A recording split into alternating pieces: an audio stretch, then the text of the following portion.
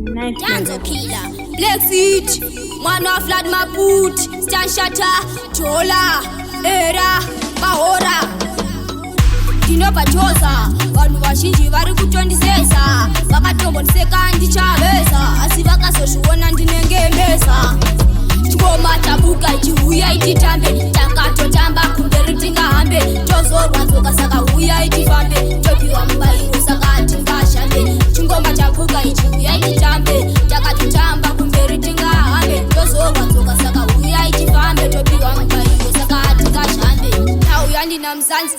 nauya ndakatovapfekera fanzi ndangachimwa hwangu dringi nemabhanzi vazviona kuti vakuda kujabuka dhanzi zvangu zvauya kuvisa kunge mbaura ende futi vese nchavavaura ngoma ndakafamba mazana manaira ende handizikamba ndimbonanaira ngoma tabuka ichiuya ititambe takatotamba kumberi tingahambe tozorwa tsoka saka uya itifambe topiwa mubairo saka tingashambe chingoma tabuka ichiuya ititambe takatotamba kumberi tingahambe tozorwa tsoka saka uya itifambe topiwa mubairo saka tingashambe mumasvitsi ese vari kundiseza asi aiwa uyu anenge master pandiseza ende futi ndini ndiri kucheka ungereza vakada kusanisa inini ndovameta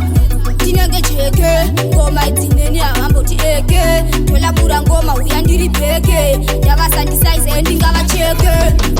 ngoma tabuka ichiuya ititambe takatotamba kumberi tingahambe tozorwa tsoka saka uya itifambe topiwa mubairo saka tingashambe chingoma tabuka ichiuya ititambe takatotamba kumberi tingahambe tozorwa tsoka saka uya itifambe topiwa mubairo saka tingashambe nauya ndina musanzi nauya ndakatovapfekera fanzi ndangachimwa hwangu dringi nemabhanzi vazviona kuti vakuda kujabuka dhanzi zvangu zvauya kuvisa kunge mbaura ende futi vese nchavavaura ngoma ndakafamba mazana manaira ende handizikamba ndimbonanaira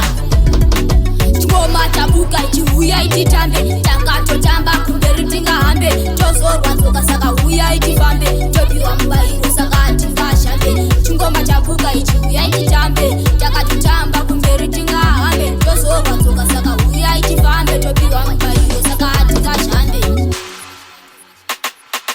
ngoma tabuka ichiuya ititambe takatotamba kumberi tingahambe tozorwa tsoka saka uya itifambe topiwa mubairo saka tingashambe chingoma tabuka ichiuya ititambe